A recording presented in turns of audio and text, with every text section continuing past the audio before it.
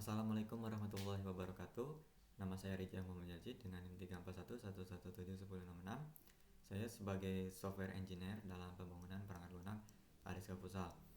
Nah, di sini saya akan menjelaskan mengenai deskripsi kerja saya dan juga apa tugas saya dalam tiap sprintnya. Jadi di pembangunan perangkat lunak ini saya adalah orang yang bertanggung jawab dalam membangun back-end software. Bagaimana software menangani berbagai macam input user dari mulai panjang karakternya dan juga jenis karakter yang diinputkan. Lalu saya juga yang menangani interaksi dari view ke database atau sebaliknya dari database ke view. Dengan kata lain, saya adalah orang yang bertanggung jawab dalam kehandalan software. Oke, kurang lebih seperti itu deskripsi kerja saya. Lalu saya akan menjalankan tugas saya di tiap sprint. Dimulai dari sprint yang pertama. Sebenarnya di sprint pertama ini saya belum mempunyai tugas khusus karena di sini baru dibuat UI softwarenya saja. Di sini ada pembuatan modul dashboard. Saya hanya membantu sedikit bagian desainnya. Oke, lalu kemudian di sprint kedua. Nah, di sini saya baru mendapatkan tugas khusus mulai pengerjaan bagian saya, yaitu membuat tabel dan implementasi modul login. Jadi dalam tabel yang ada dalam software Ariska Futsal ini terdapat 5 tabel, yaitu ada tabel admin, jadwal, lapangan, transaksi, dan user. Admin dan user itu adalah tabel yang digunakan untuk menyimpan data admin dan juga data user. Lalu transaksi dan lapangan dan juga jadwal itu sama seperti namanya, untuk menyimpan data transaksi, menyimpan data lapangan dan juga data jadwal. Nah, saya juga menghubungkan relasi antara tabel-tabel ini yang ada di sini. Lalu selain tabel, saya membuat implementasi modul login. Oke, jadi di modul login ini saya di modul login ini terdapat 2 input. Yang pertama ada username dan ada password. Nah, di tabel user itu terdapat atribut username yang saya jadikan sebagai primary key. Jadi jika pengguna maksudnya jika pengguna daftar dengan username yang sudah ada sebelumnya, maka tidak akan bisa karena username adalah primary key-nya. Oke, di tabel user juga saya buat maksimal panjang karakternya yaitu 20 karakter, yang paling kebanyakan 20 karakter, yang paling banyak itu email dengan 30 karakter. Nah, jadi jika kita menginputkan input lebih dari 20 karakter tidak bisa, karena saya batas 20 karakter supaya sesuai dengan yang ada dalam database. Nah, ini juga merupakan salah satu teknik untuk membuat software yang kita buat menjadi lebih handal terhadap input yang diberikan oleh user.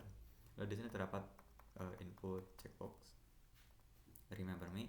Ini saya buat untuk menyimpan cookies dari pengguna. Jadi pengguna ketika masuk kembali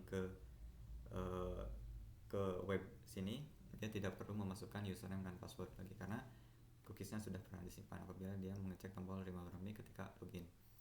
Nah, selain login juga terdapat register di modul login ini. Terdapat nama lengkap yang harus dimasukkan, username, email, password, dan konfirmasi password. Konfirmasi password itu untuk meyakinkan apabila takutnya ketika pengguna memasukkan password dia mengalami typo sehingga password yang dibuatnya salah ketika dia lakukan login. Nah, ini berlaku untuk setiap inputan ya. Setiap inputan mempunyai batasnya. Misalnya di sini saya batas 20, lalu untuk email 30. Ini sudah saya buat sehandal mungkin dalam menangani input pengguna. Oke, ini di sprint kedua untuk kekuatan login. Lalu kemudian di sprint ketiga, di sprint ketiga saya punya tugas yaitu membuat modul jadwal. Nah, modul jadwal terdapat dua menu yaitu jadwal sintesis dan vinyl. Ini yang menentukan jenis lapangnya.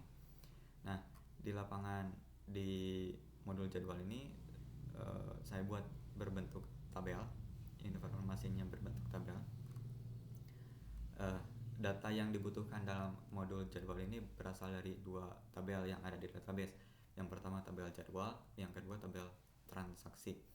Nah, untuk tabel jadwal itu mengisi bagian waktu dan harga seperti yang terlihat di sini. Tabel jadwal itu ada waktu dan harga ya, yang saya masukkan ke sini. Lalu untuk transaksi itu saya isi untuk mengisi bagian status dan keterangan siapa pemesannya dan bagaimana status dari jam pada tanggal sekian. Okay. Sama vinyl juga seperti itu. Bagian dari tabel jadwal, ini bagian dari tabel transaksi. Nah, ini di modul jadwal dari sprint ketiga. Lalu selanjutnya yaitu di sprint keempat. Oke, di sprint keempat saya punya tugas yaitu implementasi modul data diri dan modul transaksi. Oke, jadi di modul transaksi itu adalah ketika kita memesan jadwal atau memesan tanggal dan waktu yang ingin kita booking lapangannya. Ketika kita klik pesan, ini misalnya kita statusnya kan belum login. Jadi ketika kita pesan, kita tidak bisa memesan karena kita belum masuk. Jadi yang harus kita lakukan terlebih dahulu adalah login ke dalam webnya. Oke. Jadi saya sudah buat akunnya sebelumnya. Jadi saya tinggal masuk. Oke. Nah, sekarang karena sudah masuk, saya baru bisa melakukan pemesanan transaksi. Nah, dalam transaksi ini terdapat beberapa rincian transaksi lainnya dan untuk mengkonfirmasi pemesanan kita. Nah, ini adalah modul transaksi. Ketika kita klik konfirmasi, maka saldo yang dari pengguna yang awal 700 nanti akan dikurangi 100. Nah, kita klik transaksi ya, ingat di jam 2 pada tanggal 14 kita lihat jadwal sintesis. Nah, pada jam 14 di jam 2 pada tanggal 14 tadi kita sudah pesan, maka di database-nya pun sudah dipesan dan tidak bisa dipesan lagi orang lain. Kita lihat di bagian profilnya ya, saldonya berkurang kan, dari tadinya 700 sekarang menjadi 600. Nah, ini modul dari tadi transaksi dan modul profil itu adalah saya yang buat bagian tugas saya. Nah, dari modul data diri ini atau di menu profile, pengguna juga dapat melakukan pengubahan akun. Nah, di pengubahan akun ini pengguna dapat mengubah username, email, nomor handphone, lalu alamat dan juga password. Sedangkan untuk username ini tidak dapat dirubah karena ini sebagai primary key-nya. Ini hanya ditampilkan saja. Foto juga dapat dirubah. Oke, misalnya kita ingin mengubah KTP Majalengka, misalnya Sindang Kasih, yang tadinya alamatnya Majalengka sekarang ditambah Sindang Kasih. Nah, sudah berubah Majalengka Sindang Kasih. Nah, itu di sprint keempat. Lalu kemudian di sprint kelima saya membuat bagian modul riwayat transaksi. Nah, di riwayat transaksi ini ada di menu customer, ada riwayat transaksi. Di sini pengguna dapat melihat transaksi yang sudah dilakukan sebelumnya oleh pengguna. Nah, di sini pengguna juga dapat membatalkan transaksi yang sudah dilakukannya apabila waktu pemesanannya belum terlewat. Di sini kan ditulis tanggal 14 jam 11. Sedangkan saya ketika mengakses web ini jam 9. Maka karena waktunya belum terlewat, masih bisa dibatalkan pemesanan jadwalnya dan uangnya pun akan dikembalikan. Tapi apabila sudah terlewat waktunya, maka tombol batalnya akan menghilang dan tidak bisa dibatalkan. Oke, misalnya kita batalkan, rinciannya keluar saldo 600, seharusnya nambah harusnya nambah dan memang bakalan nambah ketika kita lihat di profilnya. Tadinya awalnya 600, sekarang sudah berubah menjadi 700 kembali karena dibatalkan. Nah itu di sprint kelima itu saya sudah buat di bagian pelanggan. Lalu ketika masuk ke sprint ke-6 ini sudah masuk ke bagian admin. Ya, kita logout dulu dari akun penggunanya. Kan kita masuk ke bagian admin. Nah di bagian admin di sprint ke-6 itu membuat modul kelola akun. Nah di kelola akun ini dibuat untuk melihat data-data akun yang sudah terdaftar ke dalam Ariska Futsal. Nah di sini admin dapat menambahkan akun baru apabila ada pengguna yang datang langsung ke adminnya. Lalu admin juga dapat mengubah akun yang sudah terdaftar, mulai dari foto, username tidak dapat dirubah karena memang ini primary key-nya, lalu nama lengkap, email. Nah saldo apabila pengguna ingin menambahkan saldo, menambahkannya dari sini, dari ubah akun. Lalu kemudian admin juga dapat menghapus akun yang sudah dibuat. Misalnya kita hapus akun yang Dinda, nah akunnya langsung terhapus. Nah itu di sprint ke-6. Lalu kemudian di sprint ke-7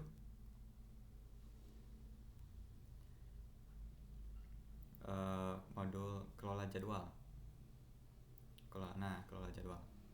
Di kelola jadwal, pengguna dapat menambahkan transaksi dalam bentuk tabel. Jadi ini lebih mudah terlihat karena jadwalnya diketahui. Maksudnya jadwalnya lebih mudah diketahui dan terlihat mana yang sudah dipesan, mana yang belum. Nah apabila belum dipesan, admin dapat menambahkan pemesanan pada jadwal sekian atau menghapus pemesanan pada jadwal sekian. Nah itu di modul kelola jadwal sprint ke-7. Lalu terakhir, tugas saya terakhir dalam pengembangan ini yaitu di sprint ke-8 saya membuat modul kelola transaksi. Nah kelola transaksi ini untuk melihat daftar transaksi yang sudah dilakukan oleh para pengguna yang menggunakan Ariska Futsal ini.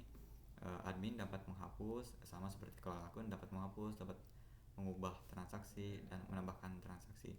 Bedanya dengan kelola jadwal, di kelola transaksi ini ketika tambahkan transaksi itu secara manual. Jadi kita tidak mengetahui dengan mudah mana jadwal yang sudah pernah dipesan oleh orang lain. Nah, kurang lebih seperti itu tugas saya dari mulai sprint 1 sampai sprint 8 ini. Terima kasih atas perhatiannya. Saya